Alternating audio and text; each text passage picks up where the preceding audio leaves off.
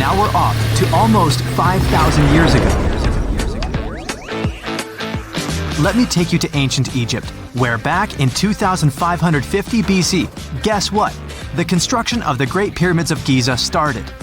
People learned to build cathedrals and skyscrapers, but it wasn't until recently that these massive buildings appeared. It's still a mystery to even modern scientists how these pyramids were built 5,000 years ago. No wonder they are one of the 7 wonders of the ancient world. They're also the oldest of them and the only wonder of the ancient world that still exists in the 21st century. It must have taken a lot of cooperation to build a thing that massive, even for today's metrics. But the Giza pyramids weren't the first pyramids ever. The first one, called the Step Pyramid, was built around 80 years before the first Pyramid of Giza in 2630 BC for King Djoser. It wasn't meant to be extraordinary, but ended up being quite impressive. It was a pyramid of 6 stepped layers of stone. It was 204 feet high, which is as tall as a 19-story building. And it was the tallest building that existed at that time. It wasn't just a pyramid though, it was surrounded by a whole complex of buildings, including even courtyards. In ancient Egypt, people believed in the afterlife, so everyone, especially kings, wanted to make sure they had everything they needed to get ready for it. Here's why the pyramid complex was perfectly supplied with a lot of objects people used every day. The complex included a pyramid and a kind of a palace. Those buildings had many things the king loved and might need one day, like furniture, food, and gold vessels. After Djoser, building pyramids became common practice, but many pyramids weren't finished. It would usually take about 20 years to build one, but many rulers reigned way less than that. Overall, there are more than 100 pyramids. The most famous pyramids are the Great Pyramids of Giza. The first one and the biggest one was built for Pharaoh Khufu, around 2550 BC. Initially, it was 481 feet tall, which is as tall as a 40-story building. The second pyramid was built for Khufu's son, Pharaoh Khafre, around 2520 BC. It's just a bit shorter, usually standing at 471 feet high, a 39-story building. This is the pyramid with the famous statue of the Sphinx. Sphinxes have a lion's body and a human head. They were built to guard important areas. This one has the head of Pharaoh Khafre and is guarding his pyramid, facing the sunrise. The Sphinx is most well known and is one of the world's biggest and oldest statues. Originally, it had red color and did have a nose. It's still possible to see the trace of red pigment by its ears. But no one knows exactly when the nose disappeared. For some time, the Sphinx was sort of hidden underground, being covered with sand up to its shoulders. Luckily, in the early 1800s, an adventurer with a team of 160 people dug it out. The third Pyramid of Giza is the smallest one, being more than twice shorter. Originally, it was 218 feet high, about the height of a 20-story building. Built in 2490 BC, it was a pyramid for Khafre's son, Menkaure. The pyramids are designed to align with the points of the compass, and their sides symbolize the rays of the sun. But back at the time, there were no compasses. Ancient Egyptians figured out the directions themselves, and with amazing precision. To align the pyramids, they used 2 constellations. Originally, the pyramids were covered in smooth white limestone and had a gold-silver top to reflect the sun. Later, the white limestone was taken from the pyramids by other kings and used for other buildings. Scientists estimated that ancient Egyptians used about 2.3 million stone blocks to build the first pyramid. Each block weighed more than 1 ton. This is the weight of a rhino. Some blocks were even bigger, being almost as heavy as an elephant. 4.5 millennium ago, there was no modern equipment to help build it. There were no machines, no wheels, and even no steel. The only metal available to them was copper. Even today, scientists aren't sure how the Egyptians managed to build the pyramids. There are no records left that would shed light on it. Some even think that Egyptians wanted to keep it as their secret and didn't even record it on purpose. Many believe that poor people and foreigners built the pyramids, but it's not true. Actually, the builders were very skilled workers, and they were fed and paid well. The archaeologists claim that the builders lived in a nearby temporary city and were a highly organized community with a strong leader. Scientists say that around 20,000 people worked on each pyramid complex, and it took about 20 years to build each. It probably was a national project. The construction site was large in resources, and food and essentials were likely to be contributed from all parts of Egypt. Even with all that support, it remains unclear how people managed to cut, transport, and assemble those huge stones. One of the theories suggests the stones were most likely transported on boats down the Nile River. Then there was a harder part. They had to be moved to the construction site. For that, they probably used wooden sleds. It wasn't very hard to pull them because the sand mixed with the right amount of water was pretty slick. And 10 people could move a sled even with a rock weighing 1 ton pretty easily. Finally, one last problem. The stones had to be lifted and put into place. Archaeologists have discovered the remains of the ramps system that dates back to when the pyramids were built. Most likely, the Egyptians designed a unique system to move and pull huge stone blocks, but no one knows what it looked like exactly. The most common opinion is that there were several ramps around the pyramid to help move the blocks. The ramp was growing with the pyramid getting higher. They suppose people were walking up the stairs, pulling the stone on the wooden sled up in the middle on the sandy ramp. But this is just one of the options. Others say that the ramps were going around the pyramid. Some say the ramps were inside the pyramid. But we'll never know for sure, and it'll forever remain a mystery, just like the ancient Egyptians wanted. Surprisingly, there's not much inside the pyramids. Most of it is just solid stone with very little open space. But let's take a quick look inside the biggest of the pyramids of Giza.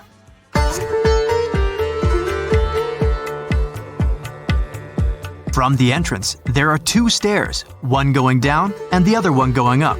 The descending one takes you to a chamber located underground. That's where the pharaohs are, but not in this pyramid because Khufu wanted to stay higher. The underground room is partly unfinished. The room with Khufu's sarcophagus is called the King's Chamber. It's upstairs and then through the tall and long Grand Gallery. Below the King's Chamber, there's a room called the Queen's Chamber. There are no queens though, and no one is sure why the room is called this. Unfortunately, none of these have any hieroglyphs on the wall. They're just bare. If you want to see them, you should go to the other rooms that are decorated. Those pieces of art are depictions of ancient Egypt's culture and daily life. The texts allow researchers to study their language and grammar. Sadly, the treasures that once were here in the pyramid are long stolen. From that room, there are several tunnels for an unknown purpose. There are many tunnels and passages inside the pyramids. There are many chambers and shafts and secret ways. Scientists have been sending little robots with cameras there for some decades already. And the robots did discover another chamber a bit upstairs with hieroglyphs on the walls. But even today, much of the pyramids is still unknown, and there's no so-called building plan of the pyramids. Egyptians did create a mystery no one can crack for 4,500 years already. Scientists recently started to X-ray the pyramid to learn what's inside it without entering it and its narrow, mysterious tunnels. Secant, cosine, tangent, sine, 3.14159. Yeah, that was the cheer we heard coming from the trigonometry club back in the day. For the rest of us in math class, terms such as sine, tangent, and pi were just bewildering. Who invented these and why? Was their only purpose to make it harder for students? Well, not quite. Trigonometry was invented by the ancient Egyptians. They needed this knowledge to construct pyramids, and they did a pretty good job too. The Great Pyramid in Giza still stands today, some 4,500 years after it was built. No recalls either. So let's get out of that classroom and on a journey through time to reveal the secrets behind the ancient Egyptians' precision. Here you are, standing on the Great Pyramid's construction site, some 9 miles from Cairo. Well, the city still isn't there, as you're surrounded only by the desert and teams of construction workers. They're transporting large stone blocks weighing 2.5 tons each. They're inside a wooden sled that sits on large rollers. A crew of 8 men rolls these blocks along the ground. You immediately think of the rollers on a supermarket cash register. The principle is exactly the same, but the scale is greater, much greater. Scientists estimate that the Egyptians used 2.3 million such blocks in the Great Pyramid alone. And the block in front of you is one of the lighter ones. The heaviest of them weighed up to 15 tons. But where did all these blocks come from? Most of them originated from quarries around Giza.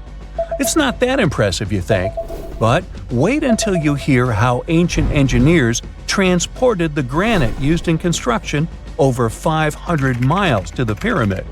There were no railways or highways back then, but the mighty Nile was always there. Researchers even believe that the Egyptians dug a canal to connect the Nile directly to the pyramid's construction site. All they had to do then was to wait for the flood season to begin, and voila! The rising water levels floated the heavy stone blocks for them. But how did they lift the enormous stones on dry land to stack them up to the top? Did they use oversized cranes? Well, ancient Egyptians worked around this problem, literally speaking. One of the workers is now pointing to the giant ramp going around the pyramid they're building. This is how a mountain road zigzags its way to the top. If the ramp went directly to the top of the pyramid, then workers couldn't pull the stone blocks along it. It would be too steep. Scientists have calculated that 8% could be the maximum incline. So ancient Egyptians just extended the ramp around the pyramid. Again, these are all theories, as the ramp could have been inside the pyramid, as some researchers suggest. The exact building method is still a mystery, guarded by the Sphinx. That's its real name, right? Wrong. As the Great Sphinx is just the statue's alias. You know, the name writers take when they want to hide their true identity, or a singer's stage name. The Sphinx's real name, translated from Egyptian, means Horus in the horizon. That was the name for the Egyptian deity of the sky. The trail of mystery doesn't end there. As a man walks past you with a bucket of paint, he's going to add a touch of color to the Great Sphinx. Researchers found specks of this red color next to its ear. That was some strong paint, as it survived for thousands of years. You are now standing straight in front of the Sphinx. You look up. It's very tall, right? 66 feet to be precise. Now resist the urge to take a selfie. You can do it. Now you notice something else. It looks like the Sphinx is in the center of a giant triangle in the back. That's one side of the Great Pyramid. And no, your eyes are not playing tricks on you. The Sphinx really does sit in the center of the pyramid's lateral face. Here's where math comes in handy. A pyramid has 4 sides, called lateral faces. There's also a 5th face, the base, but that's not visible. It's, wait for it, face down. The Sphinx has one last mystery to reveal: its age. Scientists agree that Pharaoh Khafre built the Sphinx. He ruled after his father, who had built a Great Pyramid nearby. So both structures were finished around the same time. Let's talk about numbers again. You've heard of Cleopatra, the Egyptian princess described as a woman of great beauty. Hello? She saw the pyramids, but she lived closer to the time of the first iPhone than the time of the people who built the pyramids. Fascinating, right? You can see thousands of people around you. They're working hard to build the pharaoh's tomb. But how many of them are there exactly? One Greek philosopher estimated there were as many as 100,000 workers. Seems like an okay number for such an enormous structure, but it can't be true. Science simply can't back up this number. Egyptologists put the total number of workers at 30,000. And yes, Indiana Jones was one of them, at least on the big screen, but he showed up late. Egyptologists know a lot about the pyramids, but not everything. Not because they don't want to, but because they haven't yet dug up enough evidence. They can only guess how the building process went. First, engineers would arrive to choose the right spot and do the necessary measurements. That's why they needed all that complicated math. Then, it's time for sourcing the material, the large stone blocks I mentioned earlier. When boats deliver them to the site of the future pyramid, workers can finally do their thing. They operated in smaller groups, but there were at least 2,000 of them chiseling and carving away at any given time. Sounds like a typical construction site today? Well, that's because it is, just thousands of years ago. It's amazing what ancient Egyptians were able to achieve with just copper and stone tools. The pyramid is now complete in front of you. But is it the same pyramid we see today? Why is this structure shining bright in the desert sun? Isn't it supposed to be a dusty yellow color? Well, no. Human activity and the elements have completely stripped the outer layer of stones over time. Expert craftspeople polished these blocks using nothing but stone and sand. The end result was a smooth and shiny rock. On the day it was completed, the Great Pyramid of Giza was a perfect triangle of light. Its polished sides acted like giant mirrors, reflecting the powerful Egyptian sun. This is the point where you should put your glasses on, and that shiny thing you see at the pyramid's very top is actually gold. The capstone at the top of the pyramid is called a pyramidion. It was covered in sheets of gold. As you can guess, these were the first stones to disappear. Let's make another stop before we get you back to your classroom. We travel to the British Isles, and no, Stonehenge isn't our destination. It is Newgrange in County Meath. Scientists estimate that the ancient peoples of Ireland built this stone monument around the year 3200 BCE. This makes it older than both Stonehenge and the Great Pyramid in Giza. The function of the circular mound in Newgrange is the same as the one of the Great Pyramid and equally mysterious. The estimated amount of loose stone present in the valley is over 220,000 tons. And it's not just randomly thrown on a pile. The order in which the stones are set makes the structure water-resistant. That would explain how Newgrange had survived for so long. Kinda makes you want to splash out the cash for that waterproof phone case, huh? Well, you're back in your school desk, but today's math lecture is the last thing on your mind. You're thinking about how great the Egyptian pyramids are, and if we have something similar today. It turns out modern engineers are just as impressed with the Great Pyramid as you are. There's a glass pyramid sitting in the main courtyard of the famous Louvre Museum in Paris. The panorama of San Francisco wouldn't be complete without the 48-story Transamerica Pyramid. But Las Vegas went the furthest. There we find the Luxor Hotel. It's so big that it's the third largest pyramid on the planet. And guess what's in front of it? Yup, a replica of the Sphinx. It's 110 feet tall, 2 stories higher than the one in Giza. Yeah, everything's bigger in Vegas. Consider the Great Pyramids, one of the original 7 wonders of the world and the only one that still exists today. Did you know that the pyramids of Giza weren't the only pyramids out there? And they weren't even the first ones. First, there were the pretty good pyramids, but they didn't catch on. Nah, I made that up. Back to the story. In ancient Egypt, it was believed that kings were chosen by gods to serve on earth as their mediators. In the afterlife, they were expected to become gods themselves. The pyramid complex was built to make sure that the king had everything they might need in the afterlife. The complex included the pyramid, a palace, and temples. The tomb in the pyramid, where the king was buried, was filled with many things they might need, like furniture, food, and gold vessels. Actually, the first pyramid had been built 80 years before the first pyramid of Giza appeared. Overall, there were around 100 of them. Some weren't finished though, since the construction took a while and not every pharaoh lived long enough to see the end of the construction. And now let's talk about the construction itself. The biggest of the pyramids of Giza is as tall as a 40-story building. So how on earth did they manage to build a structure that massive 5,000 years ago, long before machines and other equipment appeared? Well, let's figure it out. So Pharaoh Khufu ascended the throne around 2575 BCE, and his architects started the construction of the oldest and biggest of the pyramids of Giza. He figured that over 2 million limestone blocks had to be used to build the pyramid, each weighing around 2.5 tons, around the weight of a rhino. The architect wanted to finish the construction in 20 years. To make it possible, a stone had to be carried and pushed into place every 4 minutes, 24 hours a day, 7 days a week, and 365 days a year, except leap year. So obviously, a lot of workers were needed to make it happen. Many believe that it was enslaved people who worked at the pyramid's construction site, but that's not true. Workers came from all over Egypt to contribute to the project. All in all, around 25,000 of them. The Egyptians were doing all kinds of work, starting with manual labor and crafting tools to administrative work. They all worked around 10 hours a day.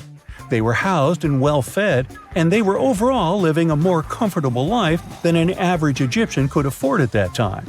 Supposedly, the builders lived in a nearby temporary city and were a highly organized community with a strong leader. The pyramids seemed to be designed to align with the points on a compass, and their sides symbolized the rays of the sun. But back at that time, there were no compasses. Ancient Egyptians figured out the directions themselves and with amazing precision. To align the pyramids, they used two constellations. The construction site was arranged on the west bank of the Nile River. This also had a symbolic meaning. Just like the sun sets in the west, life sets in the west as well. The second pyramid of Giza was for Khufu's son, Pharaoh Khafre. It's a bit smaller, but this one has the famous noseless statue of the Sphinx. Of course, originally it had a nose. I would tell you what happened to it, but it's still a mystery, and no one knows for sure.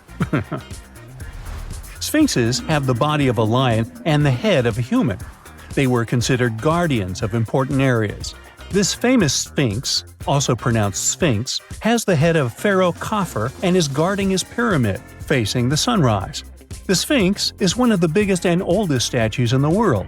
Originally, it not only had a nose, but was also painted. Scientists have discovered traces of the red color of its face. So, most likely, the Sphinx was painted red. There are also remains of yellow and blue color on its body. The statue definitely wasn't boring. Till around 1800, the Sphinx was buried up to its shoulders until an adventurer with a team of 160 men dug it out. But let's get back to the construction. The workers, of course, needed stone blocks. There were two main places where people could get these stones. One source was close to the construction site, but that fossil-lined yellow stone was only suitable for the pyramid's interior. The limestone blocks for the exterior were hauled from 8 miles away on 30-foot-long sleds. Apparently, it wasn't too hard to pull them. The sand mixed with the right amount of water was pretty slick, and 10 people could move a sled even with a rock weighing so much. Surprisingly, cutting off a block of limestone wasn't the biggest problem. When in the ground, it was soft and could be split relatively easy. But after getting exposed to the air, limestone hardens. So the most difficult part was to shape the blocks. That step was crucial because the smallest inaccuracies could lead to the whole pyramid collapsing. So, okay, those limestones were mined, carried on a sled, shaped, and then what? How could they be put into place? Well, this is still a mystery. Archaeologists have discovered the remains of a ramp system that dates back around the time the pyramids were being built. So historians have come to the consensus that, most likely, the Egyptians designed a unique ramp system to move and pull huge stone blocks. The most common opinion is that there were several ramps around the pyramid. There probably was a central ramp with 2 staircases on each side of it built over the pyramid stones. The ramp was growing as the pyramid was getting higher.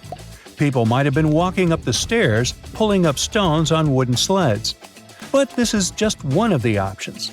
Other experts say that the ramps were around the pyramid, and some say that the ramps were inside the pyramid. Maybe we will never know for sure, and it'll forever remain a mystery.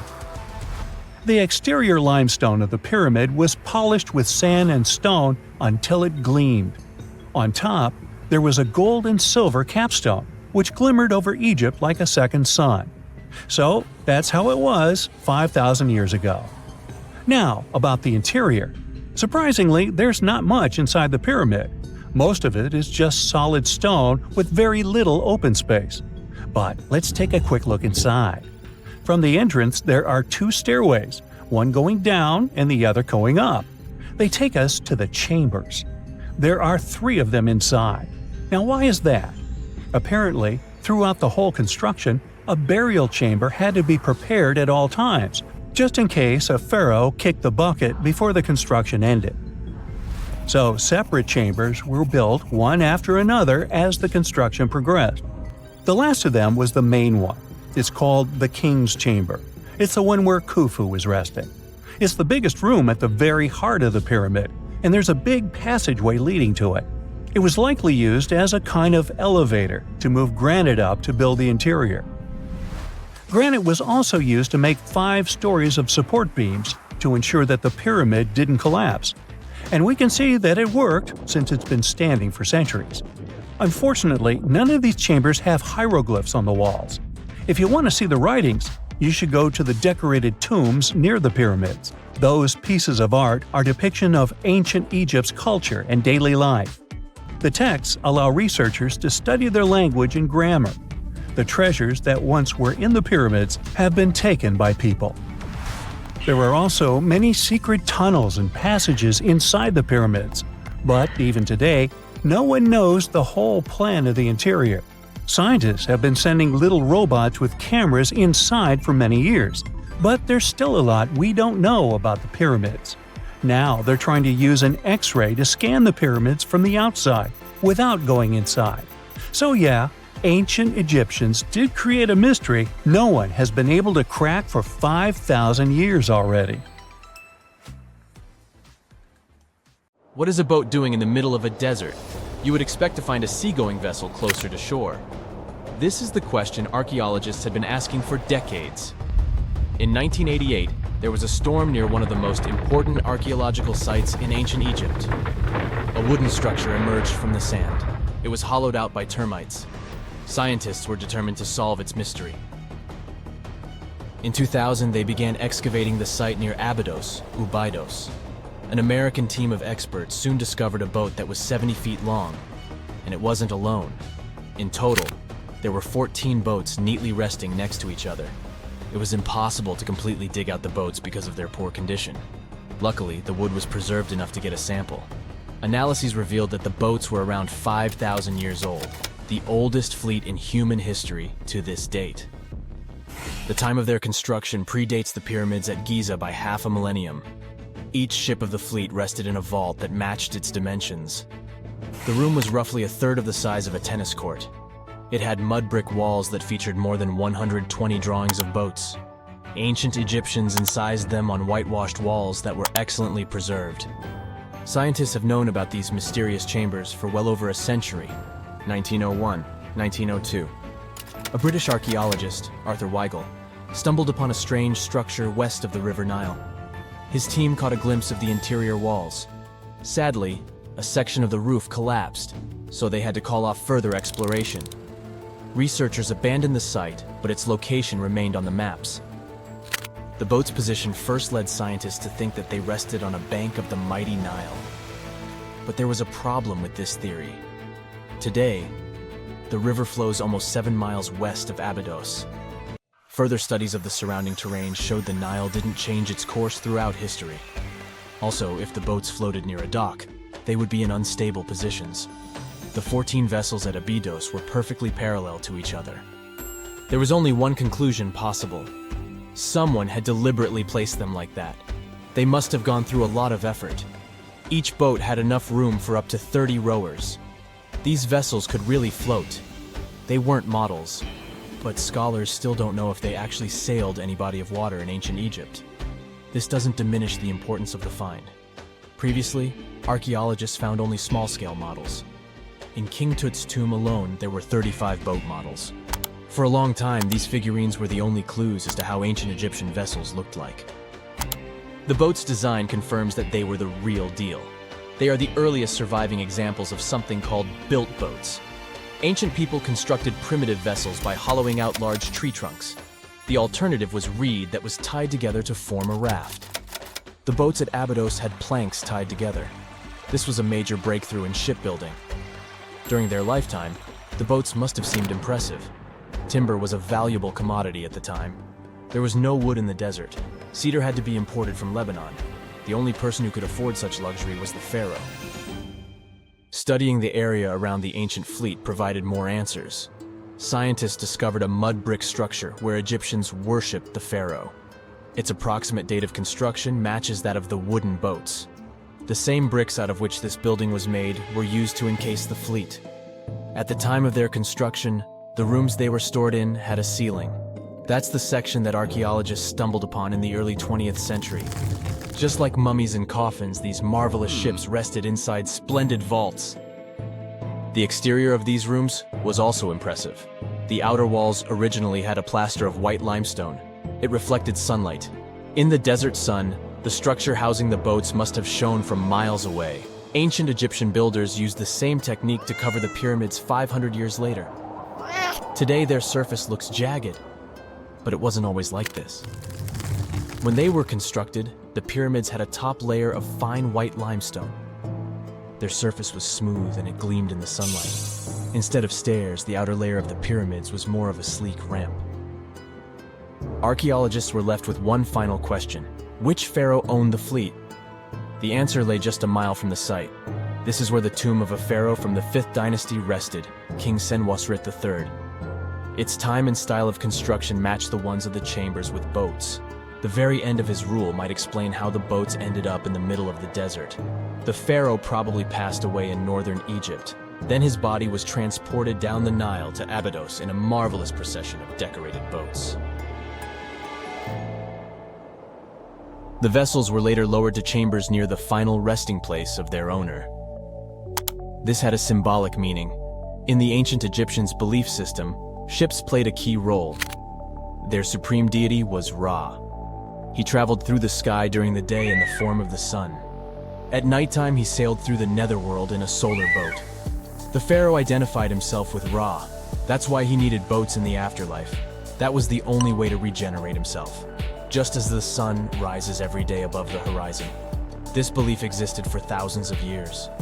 The more famous Pharaoh Khufu also had a ship. Scientists found it in 1954 next to his pyramid at Giza. It is some 4 centuries younger than the fleet at Abydos, but Khufu's ship was almost 2 times longer. The Great Pyramid of Giza and King Tut's tomb are some of the most famous archaeological finds in Egypt. But there are many more secrets hiding beneath the endless sands of the Sahara Desert. Recently, 2020, archaeologists found a lost city there. They have labeled it as the most important discovery since King Tut's tomb, 1922. The city of Aten is some 3,000 years old. Historians hope it will give them a unique insight into the everyday life of ancient Egyptians. The famous archaeologist and Egyptologist Zahi Hawass proclaimed the site a lost golden city. Aten sits some 300 miles south of Egypt's capital, Cairo. It is close to the famous Valley of the Kings. Archaeologists first found sections of mud brick walls that spread out in all directions. They discovered complete rooms with tools of everyday life inside. The research team unearthed a bakery, a residential neighborhood, and an administrative district. They all date back to the time when the Egyptian civilization was the wealthiest in its long history. They were also the first to make objects from iron. In 1911, scientists found a set of iron beads near a village in Lower Egypt, El Gerza. These are the earliest known iron artifacts. The discovery is literally out of this world. Ancient people made them by beating into shape a piece of a meteorite. The 9 beads were once part of an ornate necklace. They are now blackened and corroded, which is perfectly normal for a piece of jewelry that is over 5,000 years old. They consist of an iron-nickel alloy. Researchers were impressed by the skill of ancient jewelers who processed the beads. Their craftsmanship is more impressive when you think that they didn't know the stellar origins of the material. The Great Pyramid of Giza also has a remarkable feature. An international research group investigated the electromagnetic response of the structure to radio waves. They found that the pyramid has the ability to concentrate electromagnetic energy inside it. This occurred inside its chambers as well as under the pyramid's base. It contains an underground, unfinished chamber. It seems that the electromagnetic response is connected with the properties of limestone, the Great Pyramid's main building material. The research results might have a practical application. The way solar cells and nanosensors function could be improved by this remarkable find. Imagine working 7 days a week on a large-scale construction site. You, along with thousands of others, carry millions of stone blocks and put them on top of each other according to a complex system. You work without modern construction equipment. You have no air conditioning or constant access to water. It's so hot outside that you can fry eggs on the road. You've been building the pyramid for decades, and now, when it's finally done, you enjoy the result of the colossal work of thousands of people. you're looking at a giant cultural monument of global value that will freeze in time and amaze people for tens of thousands of years. A few thousand years have passed. People in the 21st century see the pyramids and are like, wow, I can't believe humans have built this. Yeah, the people who built the pyramids wouldn't have appreciated such a theory. But actually, there are reasons to believe that people built it using some fantastic technology. From the outside, it seems the Great Pyramids are just big triangles of stone. People just put some heavy blocks on top of each other, and that's it. In fact, the design seems too perfect to be true. The pyramid consists of more than 2 million blocks. They lay so close to each other and are so even that you couldn't squeeze even a thin sheet of paper between them. Scientists still can't figure out the exact technology for building the Egyptian pyramids. One of the biggest and most famous is the Great Pyramid of Giza. This huge construction, well known all over the world, has one big secret. There should be a capstone on top of the pyramid. It's a triangular-shaped stone block, a small pyramid on top of a huge one. It's also called a pyramidion. The builders of ancient Egypt made it out of granite and limestone and covered it with gold. No records or old drawings prove that there was a pyramidion at the top of the Great Pyramid of Giza. But there's another ancient Egyptian structure with such a triangle, the Red Pyramid. It was built before the Great One, and its capstone has survived to this day. Archaeologists have found and reconstructed it. But where could the capstone of the Great Pyramid be? It's a mystery that still has no answer. Some are sure that some thieves have stolen it from the top. Maybe they just climbed up and pushed the pyramidion down. It makes perfect sense. The capstone was probably the most valuable element of the pyramid. Many scientists and archaeologists still don't know its exact purpose. Some believe that this peak covered with gold glorified the pharaohs. The capstone reflected moonlight at night and illuminated the entire space around it. During the day, the capstone reflected sunlight with its shiny surface. You could have noticed it from afar. The top of the pyramid was a kind of guiding star for lost travelers. All other stone blocks of the pyramid consist of limestone. People polished them to make them look shiny. In the past, they were even glowing and reflected light. You could see glowing pyramids from space, although they looked like tiny lights. Over thousands of years, winds, sandstorms, and rains have changed the pyramid's appearance. If people had taken care of them all this time, they would have looked like something out of science fiction movies, or the pyramids from Las Vegas. But unfortunately, we will never see their original appearance. Some archaeologists and scientists believe that the capstone could absorb the sun's energy and distribute it evenly throughout the pyramid. No one knows precisely why the Egyptians needed this technology. There's a theory the pyramids are ancient energy systems. The pharaohs applied this energy to use some unique technologies that were more advanced than all the achievements of the 21st century. And the triangular shape of the pyramids was ideal for boosting this electromagnetic energy. In theory, solar radiation, or electromagnetic forces, accumulated at the top of the pyramid, filled the inner rooms, and then went down the walls to the base. Any surface distortion could prevent the flow from spreading, so they had to create a perfectly smooth surface. That's why they installed the blocks so that nobody could squeeze a needle or razor blade between them. Many people believe in this theory because they built the pyramids from limestone. This material can hold energy inside itself. In the inner part, they created granite deposits to cause air ionization, that is, to create an electric charge. They also dug channels under the pyramid for water to transmit electricity. And at the top, they put a gold capstone, the best conductor of electricity. So, this is how you get a great power generator. Different cultures used similar technologies to create electricity all over the world. But these are all theories. If it had been working, humanity would have used these technologies today. There are mentions of the metal industry, chemistry, engineering, physics, mathematics, and astronomy in some ancient records. Most scientists don't believe in all these things. We know the detailed stages of the technology's development in different cultures. In the 21st century, scientists, historians, and anthropologists can track the evolution of all modern devices. If people had created some technological inventions in ancient times, the history of the world would have looked different. Perhaps all the achievements of antiquity could have been wiped off the face of the earth by global cataclysms, and it can happen to us. Just imagine how people would dig up a laptop in 5,000 years. Perhaps they wouldn't understand what kind of device it is.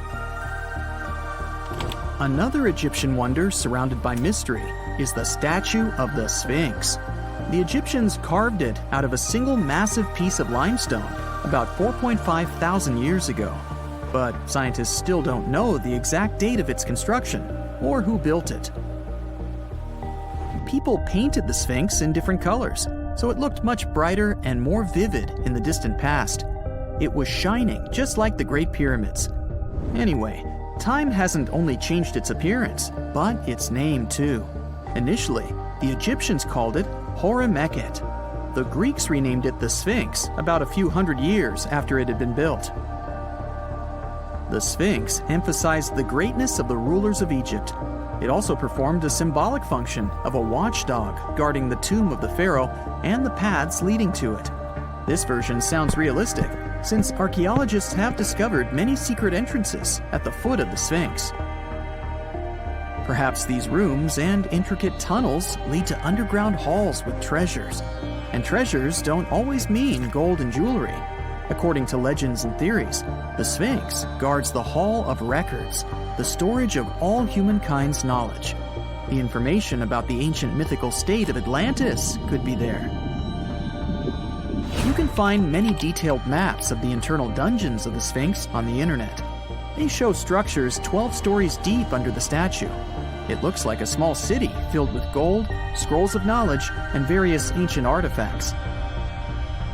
But don't believe all these maps. These are just theories. Several thousand years have passed, but people have very little information about it. Archaeologists know that there are still many strange and exciting things about the Sphinx that are still undiscovered. Some locals are afraid to research because they believe they can awaken something terrible from the underground depths. Therefore, it's mostly scientists from other countries who conduct the excavations. In 1998, scientists discovered strange tunnels leading to empty rooms under the Sphinx. They realized that some people tried to get there through tunnels in the past, and maybe those people took all the treasures that were there. One of the legends says that some powerful artifact lays beneath the Sphinx. Its technology can change the whole world, but the locals are hiding it because it can damage the planet. Some believe that you can find evidence of unknown technologies painted on the granite walls in the pharaoh's tombs. But most likely, these paintings and signs tell us the myths and legends of ancient Egypt. But what if Egyptian symbols and drawings are detailed instructions for using ancient technologies? What if the locals that lived at that time thought, people in the future won't be able to get energy themselves. Let's leave some detailed instructions for them. Anyway, there are many riddles and theories. In reality, the search for answers is a dangerous undertaking, since it's not easy to get into the underground halls. Excavations can ruin the structure of the entire Sphinx. Any person inside the tunnels may get lost and never be able to find their way back. Besides, it costs a lot of money. Now, what would be awesome is if people could invent some device that could scan underground areas and show their detailed models.